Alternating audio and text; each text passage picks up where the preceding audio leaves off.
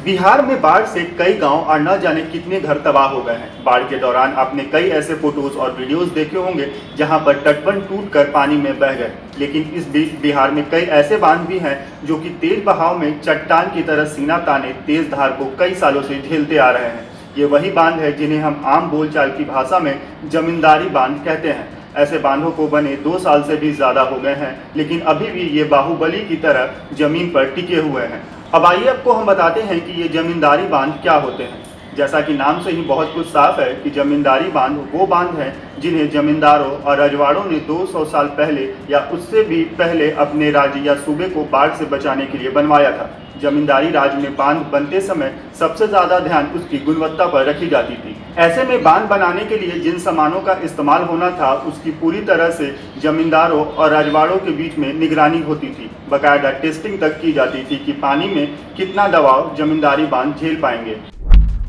उस समय जहां पर भी बाढ़ आने की आशंका होती थी या मालूम होता था कि इस इलाके में बाढ़ आएगी, उससे पहले ही सर्दियों के समय में ही बांध बनाने का काम शुरू कर दिया जाता था। तय की गई जगह पर जमींदारों के एक्सपर्ट आधारभूत संरचना तैयार करते थे। इसके बाद बांध की जगह को मोरम, पत्थर, बालू भरी बोरियों और मिट्टियों से पाट दिया जाता था। इस तरह से परत दर परत बिछाकर बांध को तय की गई ऊंचाइयों तक गर्मियों के आधे समय में ही तैयार कर लिया जाता था। लेकिन यहाँ पर एक बड़ा सवाल खड़ा होता है कि आखिर बढ़ती टेक्नोलॉजी के सामने पुराने बांध के सामने नए बांध जल्दी धराशायी क्यों हो जाते हैं। इसके पीछे की 4 वजहें हम आपको आज बताएंगे।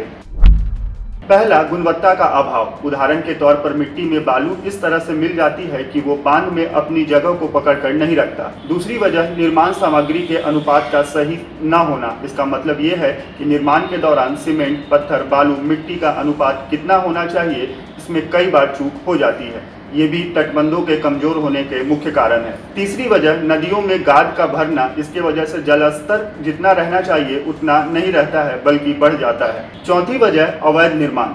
नदियों के किनारे अवैध निर्माण भी तटबंधों की कमजोरी के लिए एक बड़ा कारण माना जाता है। जमींदारी बांध के उदाहरण की बात करें तो भोजपुर जिले के उदवंत नगर में मौजूद 250 साल पुराना जमींदारी बांध एक आदर्श उदाहरण है। कहा जाता है कि भोजपुर जिले के सबसे बड़े जल संचय केंद्र और इकलौता जमींदारी बांध कोहड़ा का निर्माण लगभग 250 साल पहले स्वतंत्रता संग्राम के महानायक बाबू वीर कुंवर सिंह के पूर्वजों ने करवाया था। उस दौरान ये न सिर्फ इलाके को बाढ़ से बचाता था, बल्कि सिंचाई के लिए किसानों को भरपूर पानी भी मुहैया कराता था। फिर आगे चलकर बांध में जमींदारी खत्म होने के बाद जन सहयोग से मरम्मत का काम होने लगा। 1970 में सरकारी खर्च से बांध की मरम्मती की गई। इस जमींदारी बांध का अंदाजा इसी बात से लगाया जा सकता है कि यहाँ के पानी से 1-2 नहीं बल्कि 7000 एकड़ से ज़्यादा जमीन का पटवन होता है। करीब 4 किलोमीटर लंबा ये बांध कोहड़ा, सोनपुर और उदवंत नगर मौजा में स्थित है। बांध में जल निकासी के लिए 1 दर्जन से ज्यादा छोटे बड़े नाले हैं। इसमें 50 फीट का सफाइन और एक बड़ा स्लूइस गेट भी लगाया गया है। स्थानीय लोगों की माने तो बांध की मरम्मत और जीर्णोद्धार के नाम पर हर साल कई राशियां आवंटित होती हैं, लेकिन वो लोगों के बीच में बंदरबात हो जाता है। बावजूद इसके भी 250 साल पुराना ये जमींदारी बांध कई गाँवों को बाढ़ से बचा रहा है।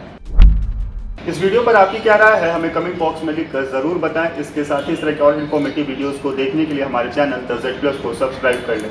और अगर ये वीडियो आप हमारे फेसबुक पेज पर देख रहे हैं तो हमारे पेज को लाइक करें और फॉलो करें।